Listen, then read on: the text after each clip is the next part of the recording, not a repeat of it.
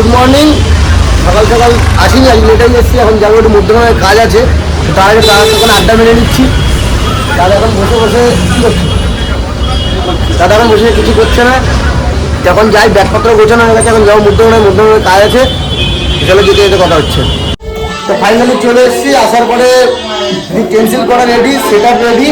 এখন স্টার্ট করবো, তার মধ্যে ডিস্টার্ব করতে চলে এসেছে একজন, আর দুজনের তারা বসে রয়েছে। এবার চলে স্টার্ট করি।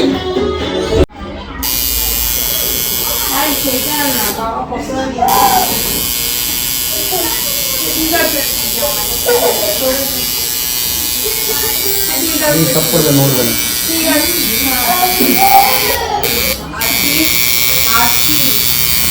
ঠিক আছে ওকে বলবো, বাবাকেই বলবো যে ওকে নিয়ে যেতে।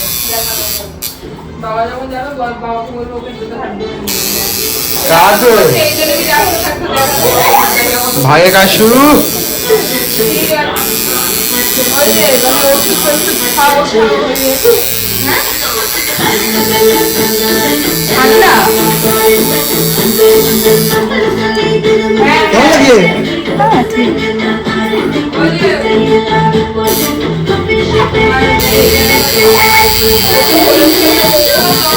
তো ফাইনালি একটা কমপ্লিট হলো, এখনো দুটো বাকি।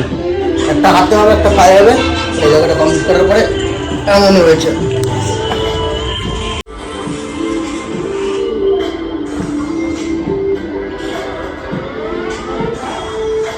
তো ফাইনালি আমার 3টে কাজ হয়ে গেছে।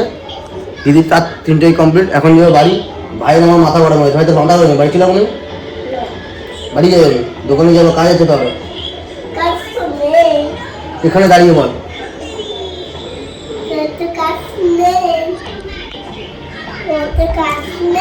বাড়ি যাবো, কালকে আসবো।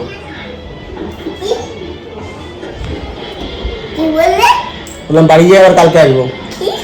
বাড়ি যাই, কালকে আসবে।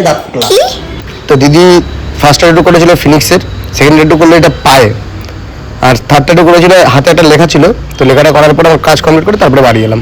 তো কাজ বাজ শেষ করে চলে এসেছি দোকানে। দোকান খুলে রেডি হয়ে পুরো সন্ধ্যামূল্য দিয়ে এখন আড্ডা মারতে ও রাহুলের দোকানে। তো তার মাঝখানে দুজন ফোন করেছিল, একজন একটা বিউটি স্পট করতে আসবেন, আর একজন বলে ডেট অফ বার্থ করবে। তো দেখি এখনো আসেনি।